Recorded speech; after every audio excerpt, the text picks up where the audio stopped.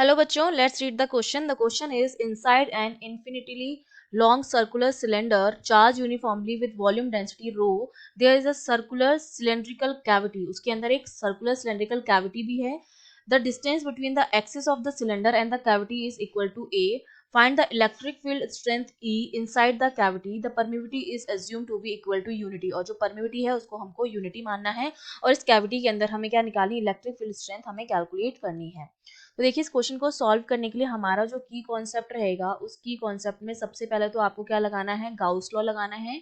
Gauss law में हम क्या करते हैं कि हम एक क्लोज्ड गाउसियन सरफेस बनाते हैं और उस क्लोज्ड गाउसियन सरफेस के लिए हम मान के चलते हैं कि that integration of E dot D S, जहाँ पे डी एस एरिया है, ई इलेक्ट्रिक फील्ड स्ट्रेंथ है for a close surface, that is equals to Q in enclose surface upon epsilon naught, इसके बराबर होता है.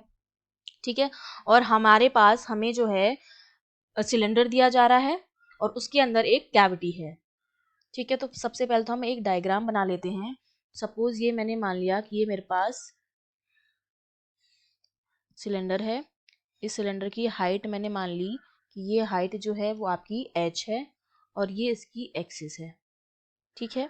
अब यहाँ पर एक कैविटी है, स्मॉल कैविटी है, वो भी सिलेंड्रिकल शेप में ही है.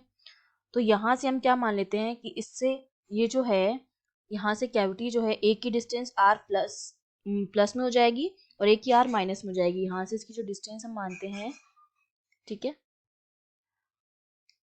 ये वाली डिस्टेंस.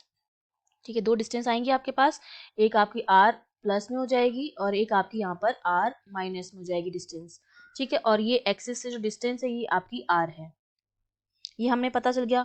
अब हम गाउस लॉ से हमें वॉल्यूम चार्ज डेंसिटी गिवन है. वॉल्यूम चार्ज डेंसिटी जो होती है जिसको हम रो से रिप्रेजेंट करते हैं वो हमारी क्या होती है, क्यू अपॉन वी के बराबर होती है.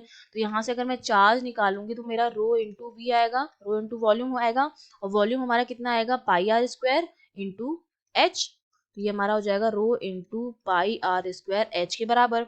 तो यहाँ पर हम गाउस लॉ अप्लाई करेंगे तो integration E dot D area को डी ए लिख लिया, that is equals to Q की जगह मैं क्या लिख सकती हूँ, क्यू की वैल्यू हमने निकाल ली है जो कितनी आई है, rho into pi r square H upon epsilon naught. तो यहाँ से आपके पास ई इंटू एरिया कितना हो जाएगा, 2 pi r into height H equals to rho into pi r square H upon epsilon naught. जो चीजें कैंसिल होने वाली होंगी वो हो जाएगी कैंसिल और हमारे पास बचेगा रो आर अपॉन 2 एप्सिलॉन नॉट. ये हमारे पास इलेक्ट्रिक फील्ड स्ट्रेंथ जो है वो आ गई है, लेकिन ये हमारे पास जो आई है वो कंप्लीट सिलेंडर की वजह से आई है. हमें इलेक्ट्रिक फील्ड स्ट्रेंथ जो निकालनी है वो कैविटी की वजह से निकालनी है.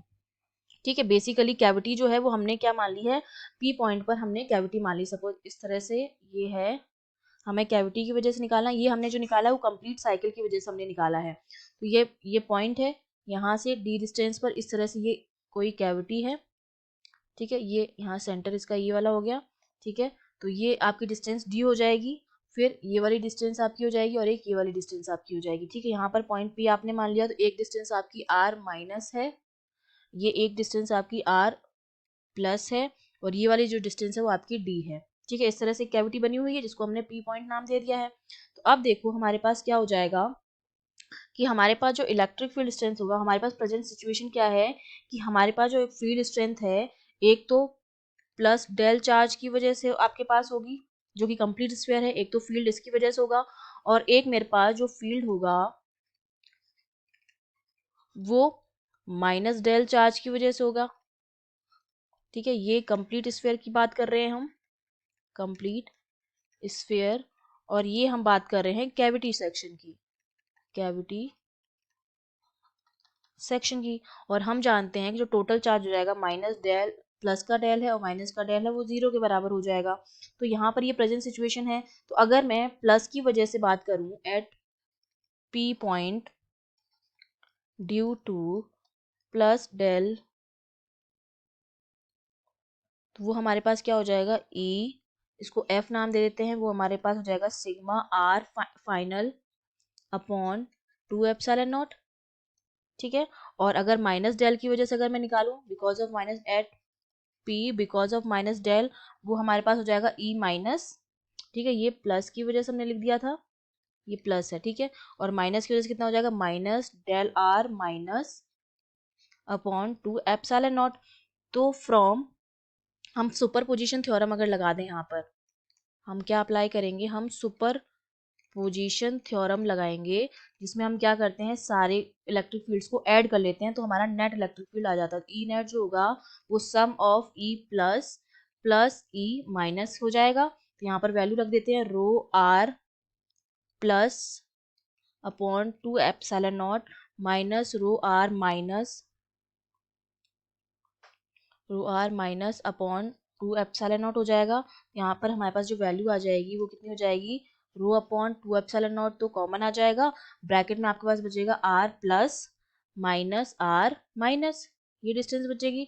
और आर प्लस और आर माइनस जो है वो किसके बराबर हो जाएंगे, जो हमने वहाँ पीछे डायग्राम बनाया था, डायग्राम से हमें पता चल रहा था, क्योंकि हम वेक्टर जो हमारा लॉ होता है उससे हम जानते हैं कि आर प्लस और आर माइनस जो होगा वो हमारा डी के बराबर हो जाएगा।